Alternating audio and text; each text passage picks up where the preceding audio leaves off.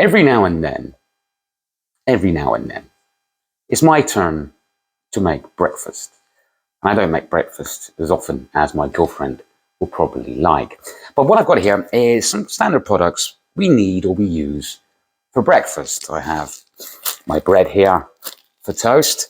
I have my sugar here as well. My coffee, of course, the morning coffee.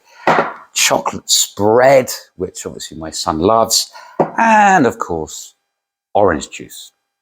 Now, as a consumer, we're worried about the prices we pay for such products. And the prices for these products are linked to prices of the commodities used to produce such product. So, for example, wheat for bread, sugarcane for sugar, coffee beans for coffee, cocoa beans for chocolate, and of course, oranges for orange juice.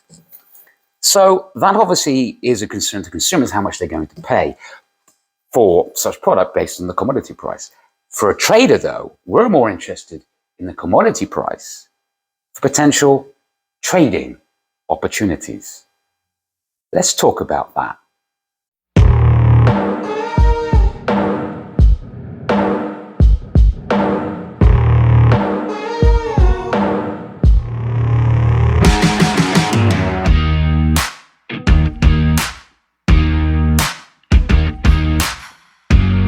Hello there, this is James, and you're watching Trading Bites. As you know, Trading Bites is an introduction to trading, like little bite-sized pieces, leading on the way to the bigger courses of the trading school, and of course, Trades Master. In today's episode, I want to do part 2 of fundamental analysis, or introduction to fundamental analysis, focusing this time on commodities. But before we get into all of that, don't forget these little videos are for educational purposes only, and in no way whatsoever should ever be taken as financial advice. I always suggest you do your own research and do your own due diligence, and of course, know the risks at hand before entering any trade. With that out of the way, let's get started. So, we did fundamentals on currencies in the previous video. And as we established, fundamental analysis is looking for the intrinsic value of an asset, okay? Seeing if an asset is overpriced or overvalued or undervalued, with the idea we can predict the future price of that asset, look for potential buying opportunities and selling opportunities. Now, fundamental analysis when it comes to commodities is slightly different, especially because there is several different commodity groups. Let's go through just a couple of those now. Soft commodities, which includes wheat, corn, cocoa beans, coffee beans, sugarcane, cotton, wool, precious metals, which includes gold, my favorite, obviously, silver, copper, aluminium, palladium, platinum, energies, which includes oil and gas, what drives the world. So there we have it. There is some of the commodity groups which are tradable. But let's look behind the fundamentals behind these groups. Now, the most important thing when you're looking at commodities, there's 2 words: supply, demand. That is what drives commodity prices. Supply, demand. Okay, so you need to look at that. What do I mean by that exactly? Obviously, the supply, how much abundance there is of the commodity in question. Is there a lot of it? Is there a lot of it being produced? And what is demand for it? Is there enough consumers out there wanting to buy it, needing it for their everyday lives or for production and things like that? So supply and demand is key when looking at commodities. So let's start off with soft commodities. Okay, soft commodities. Obviously, these are crops. These are produced. So we need to look at, first of all, if you look at the supply for soft commodities, we need to look at agriculture. Okay, is there been a good crop this year? Has the weather been good? Because obviously weather affects if there's going to be a good crop. It's going to affect, cocoa beans. This is going to affect wheat, things of that nature. Okay, we can find this sort of information out from like the United States Agricultural Society or the Agricultural Department, who releases reports on a regular basis, informing us on what the crop reports are looking like for certain produce, so we can get an indication of how supply is from that way. As well as that, we look at the countries which produce such crops. Like, for example, cocoa beans and coffee beans, things of this nature. We look at countries like Brazil, Colombia, Vietnam. They're they're 3 of the biggest coffee bean producers in the world. What's happening with them? What's happening with them? And what I mean by that, how's those countries doing? I'll give you an example, a recent example, which happened last year. Ukraine is one of the biggest producers of wheat. Obviously, you have the Ukraine and Russian conflict. And guess what that did? That greatly affected the production of wheat coming out of Ukraine. And the knock-on effect of that, of course, was higher wheat prices. So that's the sort of thing we need to look at as well. And of course, there is obviously demand. Is there an increase in demand for chocolate, for example, coffee, for example? So those are the things we sort of look for when it comes to soft commodities. How's the crops doing? What's happening to those countries who produce those crops? And is there a demand for it? It can often be seasonal. For chocolate, for example, you look at certain holidays like Christmas and things of that nature. Moving on to precious metals. I'm going to, of course, start off with my favorite, because precious metals fall into 2 different categories. Safe havens, which is one in particular, and industrial use, manufacturing use.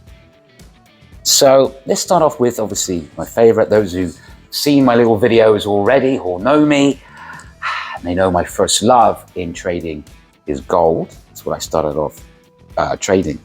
Now, gold is special in particular because gold is a safe haven. What do I mean by that? A safe haven. A safe haven is is an asset, for example, when things are not so good, when people are nervous, the market is nervous, we're going, recession, conflict being a big one, okay? Safe haven comes into its own at these sort of times because safe haven is where the investors are very nervous and they move their money out of riskier assets like stocks and shares and S&P 500, risky currencies like the euro, and they move their money into assets which are known as safe havens, like the dollar yen, the dollar Swiss franc, for example. But more particularly, what I'm talking about and what my first love, gold. Gold is a key safe haven. And you will see at times of insecurity, uncertainty, of conflict, gold shines bright. So those are the sort of things we need to keep an eye on. Again, that goes down to market sentiment as well in the previous, in a later video, which you'll be seeing. Okay, the market is nervous. There's times of conflict, times of uncertainty. Money moves into gold, and that's one of the most important things, or important aspects, you always need to be aware of. If we look at silver, silver is gold's little brother.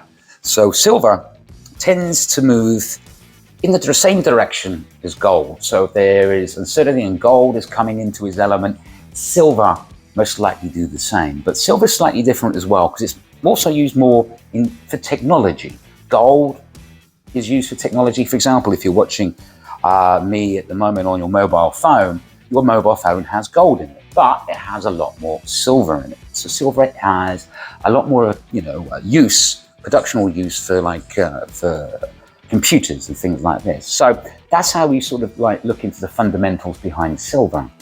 Then we look into industrial metals, in particular copper. Now I'm from the West Country, so I say copper in a funny way, but copper, which is also known as the red metal, is an industrial metal. It's used for manufacturing, buildings, copper piping, copper wiring. It's used for manufacturing. So copper is affected by economic growth. So if there is a big, increase in industry, like for example, China is growing rapidly, copper could come into its element. Copper could rise. If there is an industrial slowdown, like fears of recession, slowdown in industry and things like that, copper can come under pressure. Okay, so again, it's an industrial metal. So we look at the demand. Is there growth in industry? If so, the red metal could come into its own. And it's the same with other industrial metals like platinum, palladium, things of this nature. So again, we're looking for the supply needs as well as the demand. Now moving on to energies. Oil in particular. Oil makes the world, for now, turn around. It keeps the world moving. We use it in everything, from obviously driving our cars at the moment, till Tesla takes over, flying our planes, lighting our homes, even lipstick, believe it or not, has oil in it. So it's used for almost so many different products and so many different needs, but mainly it's for energy. So oil is really driven, like I say again, heavily driven by supply and demand. So again, oil prices are affected by countries which supply oil. And as we know, one of the biggest sort of regions for supplying oil is of course the Middle East. So at times of conflict or concern of conflict in that region, oil prices can shoot up because that's going to affect supply.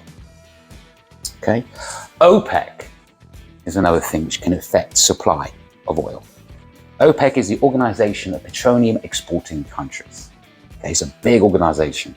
And OPEC can decide how many barrels of oil they're going to produce.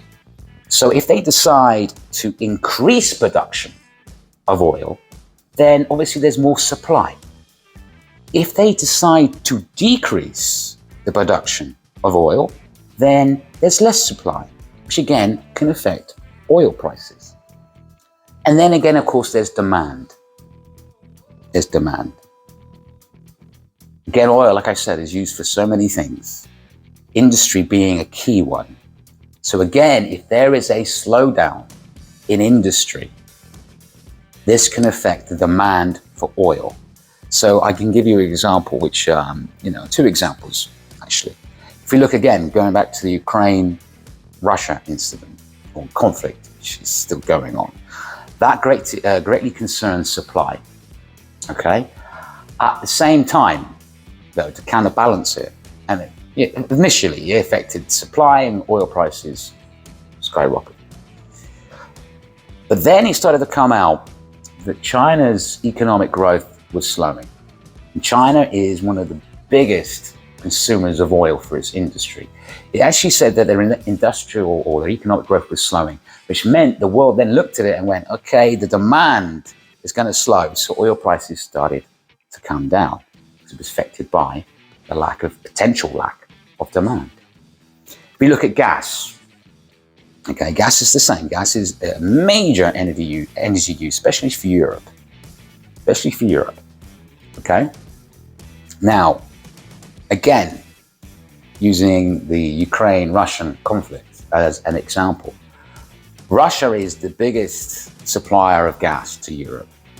And when that conflict started, there was a lot of sanctions made against Russia, which of course then put a lot of concerns that Russia may turn off the taps supplying Europe. So again, a lack of supply, which caused, or potential lack of supply, which caused gas prices to skyrocket.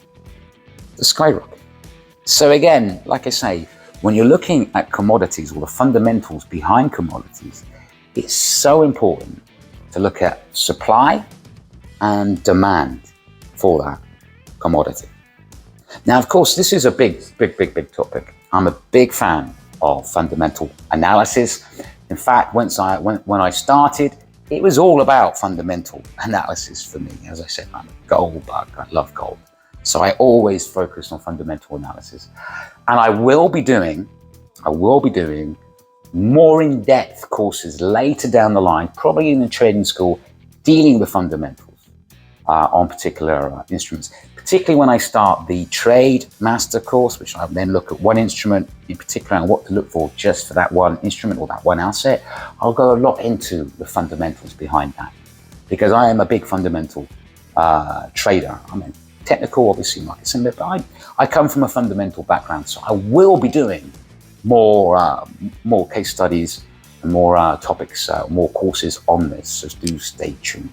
But anyway, that's the introduction to Fundamental Analysis Part 2 on commodities. The next one on fundamental analysis, we'll look at stocks. But anyway, till next time, don't forget, these little videos are for educational purposes only, and in no way whatsoever should ever be taken as financial advice. I always suggest you do your own research, do your own due diligence, and of course, know the risks at hand before entering any trade. Till next time, every single one of you, trade safe.